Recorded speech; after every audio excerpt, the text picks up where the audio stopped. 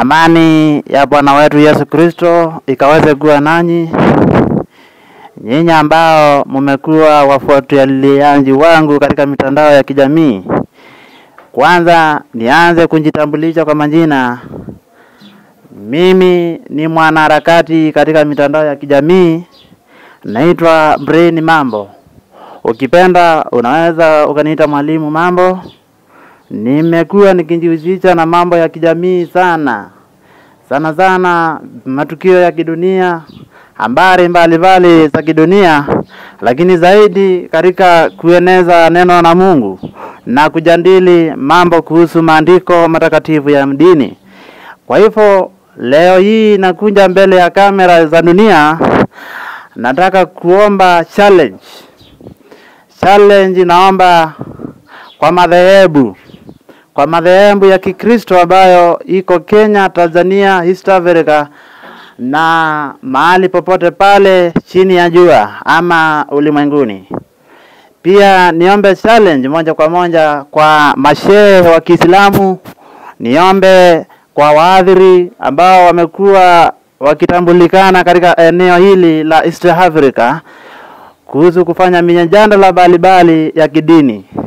Ningeomba challenge kwao, maana paweze kujimbika kweli kweli, kwa sababu nimeingia katika vitabu, nikasoma mambo mengi, nikajifunza, nikajua hili na hili, nikambainisha hili kama anavyosema Mhubiri 7:29 kwamba nilijua mambo haya kwa kuangalia hili, kulinganisha hili na lile, ili kufuata jumla. Nimefanya mambo hayo na nimekuja kupata ukweli wa mambo. Kwa hivyo dunia iko na maswali. Dunia inahangaika. Dunia ijui inaelekea wapi.